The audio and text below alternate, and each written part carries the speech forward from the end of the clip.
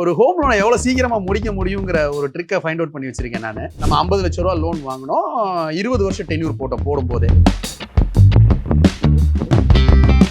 20 இயர்ஸும் பே பண்ணா நான் வந்து இன்ட்ரெஸ்ட் எவ்வளவு பே பண்ண போறேன் அப்படின்ற ஒரு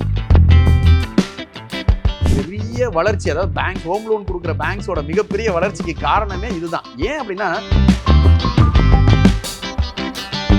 நாக்கு தள்ளுது ஆனா இஎம்ஐ நான் கட்டிட்டு இருக்கேன் சொன்னீங்க இல்லையா? ஸோ அப்போ நம்ம என்ன நடந்துரும்னா அந்த இஎம்ஐ மட்டும் நம்ம எப்பயுமே கட்டாம விடவே மாட்டோம்.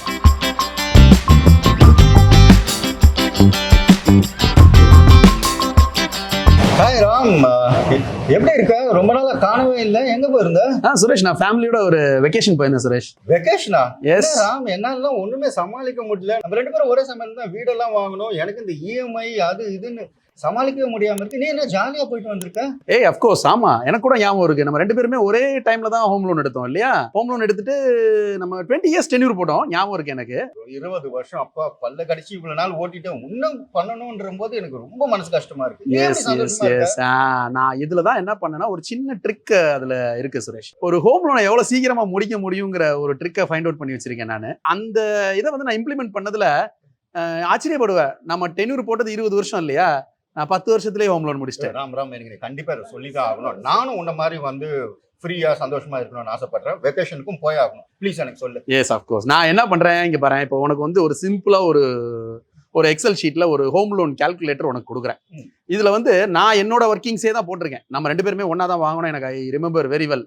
நம்ம 50 லட்ச ரூபா லோன் வாங்கினோம், 20 வருஷம் டென்யூர் போடும்போதே. ஆமா, நமக்கு என்ன வந்தது? இஎம்ஐ வந்து 41,288 41,000 அப்ராக்சிமேட்லி நம்மளோட இஎம்ஐ வந்தது இல்லையா? 41,200 சம்திங் வந்தது, ரைட்? நம்ம 20 இயர்ஸ் போட்டிருந்தோம், அதாவது 240 மந்த்ஸ் நம்ம போட்டிருந்தோம், கரெக்டா? நான் ஒரு சின்ன ஒர்க் அவுட் பண்ணி பார்த்தேன். என்ன பண்ணி பார்த்தேன் அப்படின்னா, நம்ம வாங்கின லோன் அமௌண்ட் 50 lakhs. ஆமா, 20 இயர்ஸும் பே பண்ணா நான் வந்து இன்ட்ரெஸ்ட் எவ்வளவு பே பண்ண போறேன் அப்படின்ற ஒரு ஒர்க்கிங்ஸ் மட்டும் பண்ணி பார்த்தேன். நான் ஒன்றும் பண்ணவே இல்லை. அதுல வந்து நான் 20 இயர்ஸும் கரெக்டா டியூவை வந்து பே பண்ணேன் அப்படின்னா நான் அந்த 50 lakhsக்கு 50 lakhs 37,000 அடிஷனலா இன்ட்ரெஸ்ட் மட்டும் கட்டுறேன். அப்போ நான் அவ்வளவு கட்ட போறேனா? அஃப்கோர்ஸ், யார் ஹோம் லோன் எடுத்தாலும் இதே தான்.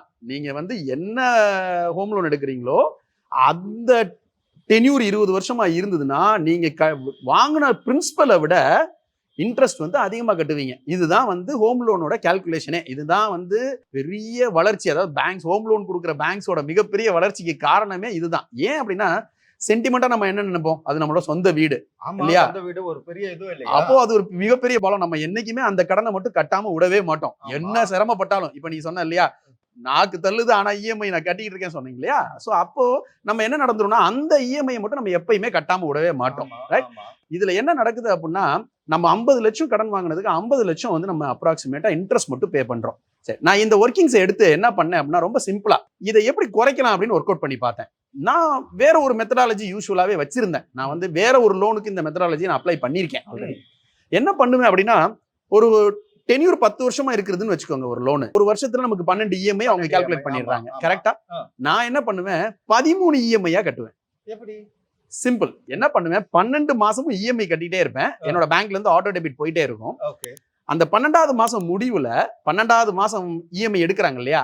அதே டைம்ல நான் போய் என்ன பண்ணுவேன், பேங்க்ல அடிஷனலா ஒரு இஎம்ஐ அமௌண்ட்டை நான் பே பண்ணிடுவேன். இது என்னப்பா புதுசா இருக்கு?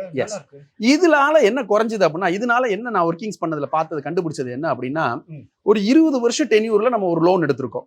நான் வந்து 12 இஎம்ஐக்கு பதிலா வருஷம் 13 இஎம்ஐ கட்டினா எனக்கு அப்ராக்சிமேட்டா 40 மாசத்தோட இஎம்ஐ குறைஞ்சிருது. அப்ப 40 மாசம் அப்போ 40 மாசம் இஎம்ஐ குறையுது அப்படின்னா என்ன நடக்குது? ஆட்டோமேட்டிக்கா நம்மளோட இஎம்ஐ வந்து 41,000 ரூபாய் வருது. அப்ப 40 மாசம்னா கிட்டத்தட்ட பார்த்தனா நான் ஒரு 18 லட்சம் ரூபாய் மிச்சம் பண்றேன்.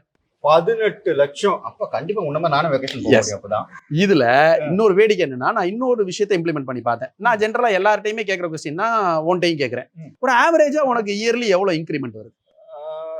நிறைய வரும். ஆனா ஆவரேஜா 10 ல இருந்து 15% கொடுப்பாங்கன்னு வச்சுக்கோங்க வருஷம். சூப்பர். ஆவரேஜா நம்ம இன்ஃப்ளேஷன் அட்ஜஸ்ட் பண்ணி எந்த கம்பெனியா இருந்தாலும் ஒரு இன்கிரிமெண்ட் கொடுத்துட்டு இருக்காங்க, ரைட்டா? அப்போ இதுல என்ன நடக்குது, நம்ம வந்து அந்த இன்கிரிமெண்ட் என்ன பண்றோம்? புதுசா ஏதாவது பொருள் வாங்குறோம். நம்ம அப்படி எப்படி எடுத்துக்கிட்டோம்னா ஸ்பெண்டிங் பண்றோம்னு அர்த்தம், ரைட்? நம்ம ஸ்பெண்டிங் பண்றோம். நான் என்ன ஒர்க்கிங்ஸ் பண்ணேன் அப்படின்னா, நான் இப்ப என்னோட ஹோம் லோனை எப்படி சீக்கிரமா முடிச்சேன் அப்படின்னா ம்.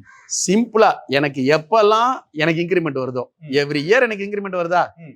10%. நான் வந்து நீ ஆவரேஜ் 15% சொல்றேன், நான் 10% எடுத்துக்கிட்டேன். எனக்கு 10% போதும், கரெக்டா 10%.